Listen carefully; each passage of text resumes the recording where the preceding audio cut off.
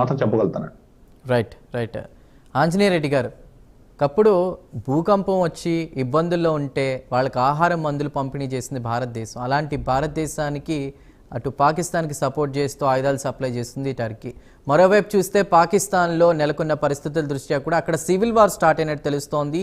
పౌరులందరూ కూడా అక్కడ ఎలా పడితే అలా దోచుకుంటున్నారు, ప్రభుత్వంపై వ్యతిరేకతతో ఉన్నారు, మాకు యుద్ధం వద్దు, తినడానికి తిండి నీళ్లు కావాలని కోరుకుంటున్నారు. ఈ పరిస్థితులన్నీ చూసినప్పటికీ కూడా పాకిస్తాన్లో చాలా వరకు ప్లేసెస్, ఇస్లామాబాద్ కావచ్చు, కరాచీ పోర్టు కావచ్చు, ఇవన్నీ ధ్వంసం అవుతున్నా కూడా విక్రాంత్ లాంటి మన దగ్గర ఉన్నా కూడా ఆయుధాలు కూడా అయినా కూడా వెనక్కి తగ్గకుండా ఎందుకు ఇలాంటి కవ్వింపు చర్యలకు ఉసిగొలుపుతో ముందుకు వస్తుందంటారు మీరు? అందరికీ నమస్కారాలండి. ప్యానెల్లో చర్చలో పాల్గొంటున్న వాళ్ళకి, ప్రైమ్ నేను వీక్షకులకు అందరికి కూడా. మన స్వతంత్రం వచ్చిన తర్వాత 2 దేశాలు ఏర్పడ్డాయి. మనకంటే ఒకరోజు ముందు వాళ్ళు ఏదో స్వతంత్రం తీసుకున్నాము అని స్వతంత్ర దినం కూడా జరుపుతుంటారు. ఆ రోజు నుంచి కూడా పాకిస్తాన్ చేస్తున్న కవ్వింపు చర్యలు, పాకిస్తాన్ చేస్తున్న దుర్మార్గాలు ఆ రోజు నుంచే కొనసాగుతున్నాయి. మరి ఆ రోజు నుంచి ఈ మధ్యలో మనం 4 సార్లు ఆ దేశానికి మనం గుణపాఠం నేర్పాం. అది 1971 కానివ్వండి, 1965 కానివ్వండి, లేదా కార్గిల్ యుద్ధం కానివ్వండి, అనేక సందర్భాల్లో పాకిస్తాన్కి మనం గుణపాఠం నేర్పాం.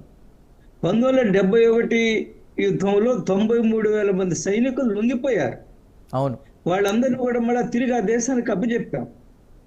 మన దేశానికి సంబంధించిన 130 మంది సైనికులు వాళ్ళ చేతిలో చిక్కితే వాళ్ళ యొక్క అడ్రస్లు ఏమిటి, వాళ్ళు ఎక్కడ ఉన్నారో కూడా ఇప్పటి వరకు తెలియదు మనకి. అనేక సందర్భాల్లో పాకిస్తాన్తో కూడా మాట్లాడడం జరిగింది. మతాన్ని ఆధారంగా చేసుకుని ఆ మతాన్ని ప్రపంచంలో మేము ఎస్టాబ్లిష్ చేయాలా, ఇస్లామిక్ రాజ్యాన్ని నడపాలని ఒక దుర్మార్గమైన ఆలోచన ఉన్నప్పుడు వాళ్ళకి ఇంకేమీ పట్టదు. ఆ మతం మత్తు తలకెక్కువ ఉంది. ఆ మతాన్ని అడ్డం పెట్టుకొని అధికారంలో కొనసాగడం, మతాన్ని అడ్డం పెట్టుకొని వాళ్ళ యొక్క ఆలోచన విధానాన్ని అమలు చేయాలనే ఒక ఆలోచన ఏదైతే ఉందో దానివల్ల ఈరోజు ఈ పరిణామాలన్నీ వస్తున్నాయి. వాళ్ళు చెప్పే ప్రధానమైన వాదన ఏమిటి, జమ్మూ కాశ్మీర్ మాది అంటారు. కారణం ఏమిటంటే జమ్మూ కాశ్మీర్లో మెజారిటీ ప్రజలు ముస్లింలు ఉన్నారు కాబట్టి. అందుకని ఈరోజు మనకి పాకిస్తాన్తో 4-5 రాష్ట్రాలతో మనకి సరిహద్దు ఉంది. మనకి గుజరాత్, రాజస్థాన్ లాంటి, పంజాబ్ సరిహద్దు ఈరోజు జమ్మూ కాశ్మీర్. కానీ మిగతా 3 రాష్ట్రాల్లో ఎక్కడ ఈ సమస్య లేదు, కేవలం జమ్మూ కాశ్మీర్లోనే ఉంది. కారణం ఏమిటి, గత 70 సంవత్సరాల నుంచి 75 సంవత్సరాల నుంచి జమ్మూ కాశ్మీర్ నుంచి కూడా వాళ్ళకి మద్దతు ఉంది. కొంతమంది ఆ ఇస్లామిక్ తీవ్రవాదులు ఇస్లామిక్ రాజ్యాన్ని ఏర్పాటు చేయాలా అనే ఆలోచన ఉండేవాళ్ళు కూడా కొంతమంది జమ్మూ కాశ్మీర్లో వాళ్ళకి మద్దతుగా ఉన్నారు. కాబట్టి అక్కడ హోమ్ గ్రౌండ్ టెర్రరిస్టులు కూడా ఉన్నారు జమ్మూ కాశ్మీర్లో. అందుకని ఇన్ని రోజులు ఆటలు కొనసాగుతూ ఉన్నాయి వాళ్ళకి. అందువల్ల ఎన్నిసార్లు బుద్ధి చెప్పినా వాళ్ళకి బుద్ధి రాదు. నేను అనేక సందర్భాల్లో చెప్పుకుంటాను, నిద్రపోయేవాడిని మనం లేవగొట్టచ్చు, నిద్రపోతున్నట్టుగా నటించేవాడిని ఏం చేయాలా? మనం ఆఫ్టర్ ఆల్ పాకిస్తాన్ ఒకప్పుడు భారతదేశంలో భాగమే, ఈరోజు ఉపఖండంలో ఉంది పాకిస్తాను, మన పక్క పొరుగు దేశం అది. అయినప్పటికీ కూడా వాళ్ళు మనతో సఖ్యతగా ఉండడం లేదు, వాళ్ళు ఆర్థికంగా చితికిపోయారు. వాళ్ళు ఈ సిచ్యువేషన్లో వాళ్ళ యొక్క షేర్ అంతా కూడా క్రాష్ అయిపోయింది, షేర్లన్నీ కూడా విపరీతంగా పడిపోయాయి. ప్రజలు ఈరోజు పెద్ద ఎత్తున తిరుగుబాటు చేస్తున్నారు. అయినా అక్కడ ఉండే రాజకీయ నాయకత్వము, మిలిటరీ నాయకత్వం ఏం చేస్తున్నారు, ప్రజలు తప్పుదావను పట్టించుకోవడం కోసం ప్రయత్నం చేస్తున్నారు. ఈరోజు ఎంత తప్పు చేస్తున్నారు. భారతదేశాన్ని వ్యతిరేకించే వాళ్ళు లేదా ఉగ్రవాదాన్ని సపోర్ట్ చేసే వాళ్ళు కేవలం సరిహద్దుల్లోనే ఉన్నారా? జమ్మూ కాశ్మీర్లో, గుజరాత్లో, మహారాష్ట్రలో, 2 తెలుగు రాష్ట్రాల్లో లేరంటారా?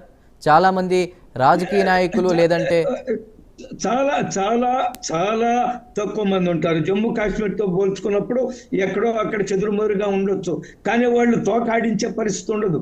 కానీ జమ్మూ కాశ్మీర్లో ఎందుకు వాళ్ళకి అడ్వాంటేజ్ పొజిషన్ ఉందంటే, జమ్మూ కాశ్మీర్లోని ప్రజలు 70-80% ప్రజలు ముస్లిం ఉన్న రాష్ట్రం కదా.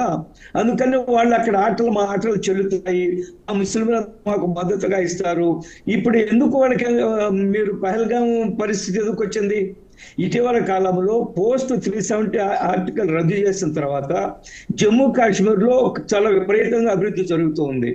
జమ్మూ కాశ్మీర్లో 2023-24లో 2,20,00,000 మంది జమ్మూ కాశ్మీర్కి వచ్చి అక్కడ అందాలను వీక్షించారు. దాని రావడం వల్ల ఏమైంది, జమ్మూ కాశ్మీర్ ఆదాయం పెరిగింది, జమ్మూ కాశ్మీర్లో ఉండే అనేక మందికి పని దొరికింది, అక్కడ ప్రజలు వాళ్ళ కాళ్ళ మీద వాళ్ళు నిలబడుతున్నారు. అది ట్రాన్స్పోర్ట్ కానివ్వండి, లేదా ఇంకేదో ఆ పుణ్యక్షేత్రాలకు తీసుకుపోయే ప్రజలు కానివ్వండి, హోటల్ కానివ్వండి, హాస్పిటాలిటీ కానివ్వండి, లేదా భూముల విలువలు కానివ్వండి, ఇవన్నీ పెరిగాయి బాగా. అందుకనే ఎప్పుడైతే జమ్మూ కాశ్మీర్లో ఈ పరిస్థితులన్నీ వస్తున్నాయో, జమ్మూ కాశ్మీర్ ప్రజలు కూడా ఈరోజు ఏం భావిస్తున్నారు, భారతదేశంలో మేము అంతర్భాగము, భారతదేశంలో కూడా మేము స్టేక్ హోల్డర్సము, we are also part and parcel of this great country అనే ఒక భావన ఎప్పుడైతే వచ్చిందో, ఉగ్రవాదులు రెచ్చిపోతున్నారు. ఇదే కొనసాగితే మన ఆటలు సాగు జమ్మూ కాశ్మీర్లో. అందువల్ల ఎట్టి పరిస్థితుల్లో కూడా అక్కడ డిస్టర్బెన్స్ క్రియేట్ చేయాలా, అమాయకుల ప్రాణాలను చంపడం ద్వారా మళ్ళీ జమ్మూ కాశ్మీర్లో 370 ఆర్టికల్ రద్దుకు ముందుండే పరిస్థితి తీసుకొస్తే అక్కడ వాళ్ళ యొక్క ఆటలు సాగుతాయి. కాబట్టి ప్రజలు రెచ్చగొట్టబడతారు, ప్రజలు ఈ కేంద్ర ప్రభుత్వం మీద, భారతదేశ ప్రభుత్వం మీద వ్యతిరేకత ఉంటుంది. ఈ ఉద్దేశంతో, ఈ కుట్రతోటి పెహల్గాం ఇన్సిడెంట్లు జరిగాయి. బట్ వాళ్ళ ఆశలు నెరవేరలేదు.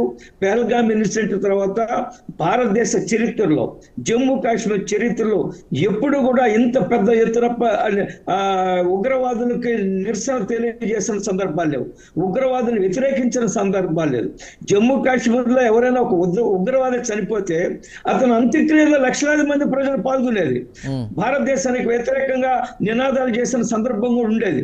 కానీ ఈరోజు ఉగ్రవాదులకు వ్యతిరేకంగా ఆ జమ్మూ కాశ్మీర్ ప్రజలు ఒక తాటిపైకి వచ్చారు, ఒక తాటిపై నడిచారు. అనేక ప్రాంతాలు, మొత్తం జమ్మూ కానివ్వండి, కాశ్మీర్ కానివ్వండి, లడఖ్ కానివ్వండి, మిగతా ప్రాంతాలన్నింటిలో కూడా మొత్తం దేశానికి మద్దతుగా నిలబడి మేము దీన్ని ఖండిస్తున్నామనే పరిస్థితులు ఈరోజు వచ్చిన తర్వాత పాకిస్తాన్కి ఏం అర్థం కావడం లేదు, మన యొక్క ఆటలు సాగడం లేదు. అందువల్ల మళ్ళా ఎట్లయినా జమ్మూ కాశ్మీర్ పరిస్థితిలో అలజడి సృష్టించడం ద్వారా ఈ యొక్క ఏర్పాటువాదాన్ని మనం పెంచి రైట్ మాట్లాడదాం ఆంజనేయ రెడ్డి గారు. రైట్, మనకు ఒక అప్డేట్ వస్తుంది. అన్ని రాష్ట్రాల సిఎస్లకు కేంద్ర హోంశాఖ లేఖలు పంపినట్టు తెలుస్తోంది. 1960